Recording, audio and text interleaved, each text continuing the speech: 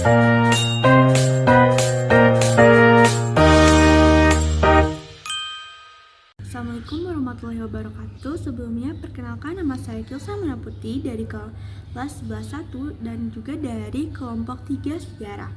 Di sini kelompok kami akan membahas tentang Perhimpunan Indonesia atau PI. Nah, langsung saja ke materi yang pertama yang kebetulan akan disampaikan oleh saya, yaitu sejarah atau latar belakang dari Perhimpunan Indonesia. Jadi teman-teman, Perhimpunan Indonesia adalah organisasi pergerakan nasional yang didirikan oleh para pelajar Indonesia di Belanda. Nah, PI ini juga merupakan organisasi pertama yang secara tegas menggunakan istilah Indonesia dan juga memperjuangkan kemerdekaan Indonesia secara penuh atau non-kooperasi. Nah, gimana sih awal mulanya PI ini didirikan? Jadi PI ini didirikan pada tanggal 25 Oktober tahun 1908 di Leiden, Belanda, dengan nama awal Indisches Beginnering atau yang dapat diartikan perkumpulan para Hindia. Nah teman-teman, kalau ditanya apa sih pendorong utama didirikannya Perhimpunan Indonesia, jadi Perhimpunan Indonesia itu didirikan karena adanya politik etis yang memungkinkan bahwa para pelajar ini tuh dapat menempuh pendidikannya ke Belanda, dan juga ada memicu kebutuhan tempat berkumpulnya wadah sosial, dan juga ada kesadaran politik, yaitu seperti bahwa pelajar itu dapat terpapar ide-ide nasionalisme atau demokrasi di Eropa, seperti masuknya tokoh-tokoh pengasingan, yaitu Tiga Serangkai, Ki Hajar Dewantara, Tijab Kasomo, dan Dewas Dekker yang mendorong arah organisasi dari sosial ke politik. Cukup sekian materi sejarah atau latar belakang yang dapat saya sampaikan. Akan dilanjut materi selanjutnya, yaitu ada di beberapa tokoh pendiri dari Perhimpunan Indonesia yang akan disampaikan oleh rekan saya. Sekian, terima kasih. Assalamualaikum warahmatullahi wabarakatuh. Nama saya Mawarki. Saya akan membacakan tokoh pendiri Perhimpunan Indonesia. Yang ke-1, Hermanto Suroto. Ia adalah sastrawan, wartawan, dan diplomat Indonesia yang lahir di Pakualaman, Jakarta. Ia adalah salah satu tokoh pergerakan kemerdekaan Indonesia yang dikenal karena karya sastranya yang kritis terhadap penjajahan Belanda. Yang kedua adalah Sultan Kasijaman Suripada. Adalah salah satu tokoh pejuang kemerdekaan Indonesia yang lahir di Batu Nadua, Padang, Sudembuan, Sumatera Utara. Ia adalah salah satu tokoh pendiri Perhimpunan Indonesia yang menjabat sebagai ketua Indisches Beginnering 1908 sampai 1914. Ia menyebarkan ide-ide anti kolonial dan politik anti Nazi. Yang ketiga adalah Erosen. Ia adalah sejarawan, sastrawan, dan pribumi pertama Indonesia yang meraih gelar doktor dan profesor. Ia adalah salah satu pelopor metodologi penelitian Indonesia modern yang dikenal karena disertasinya yang berjudul Krisis Besowing pada Sejarah Banten.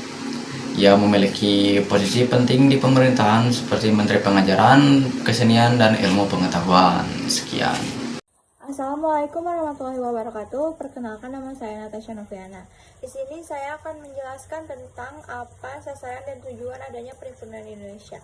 Sasaran dan tujuan Perhimpunan Indonesia adalah menghimpun para pelajar dan mahasiswa Indonesia di luar negeri untuk menumbuhkan kesadaran sosial, memperjuangkan persatuan bangsa, serta mewujudkan Indonesia yang merdeka dan berdaulat. Organisasi ini juga berupaya untuk melawan penjajah Belanda melalui kegiatan intelektual dan politik, menyebarkan gagasan kebangsaan, dan memperkenalkan perjuangan rakyat Indonesia kepada dunia internasional guna memperoleh dukungan bagi kemerdekaan Indonesia. Terima kasih. Assalamualaikum warahmatullahi wabarakatuh. Perkenalkan, saya Adelia Megahas. Di sini saya akan menjelaskan tentang strategi Perhimpunan Indonesia.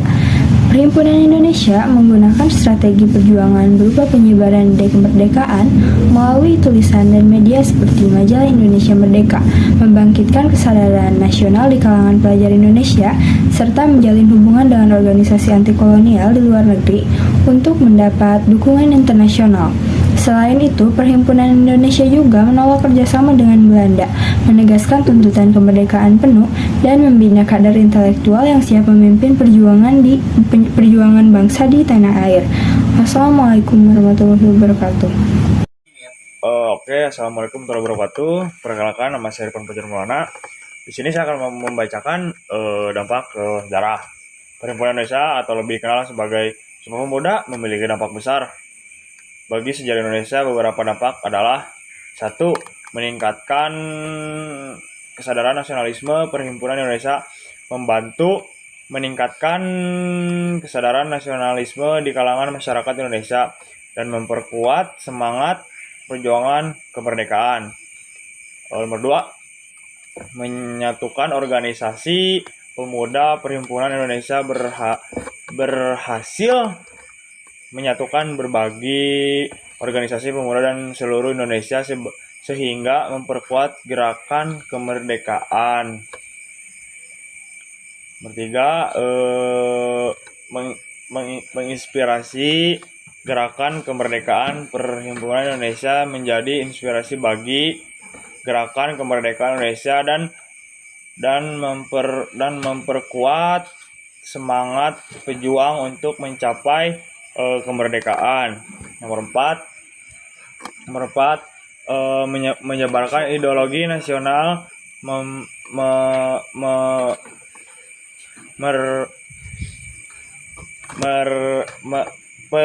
Perhimpunan Indonesia menyebarkan ideologi nasionalisme dan memperkuat identitas nasional Indonesia.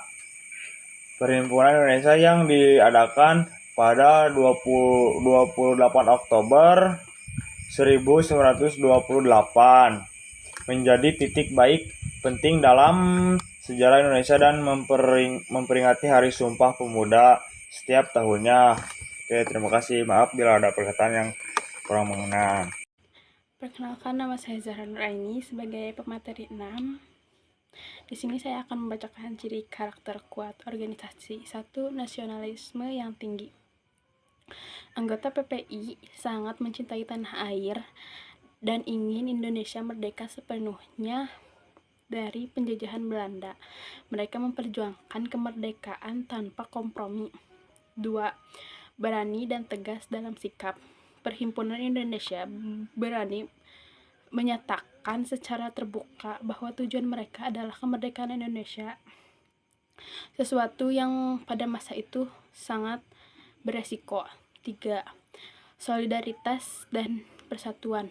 Anggotanya saling mendukung walau berasal dari berbagai daerah. Mereka percaya kekuatan bangsa ada dalam persatuan rakyat Indonesia. 4. Berpikir kritis dan terpelajar. Kebanyakan anggotanya adalah mahasiswa Indonesia di Belanda yang berpendidikan tinggi, sehingga mereka berpikir logis, ilmiah, dan modern dalam perjuangan. 5. Disiplin dan bertanggung jawab. Mereka bekerja dengan terorganisir, membuat majalah dan tulisan yang terencana, serta menjaga nama baik bangsa Indonesia di luar negeri. 6. Kemandirian dan rasa percaya diri tinggi, tidak bergantung pada Belanda atau pihak lain. PI percaya bahwa kemerdekaan hanya bisa dicapai oleh bangsa sendiri. Terima kasih. Wassalamualaikum warahmatullahi wabarakatuh.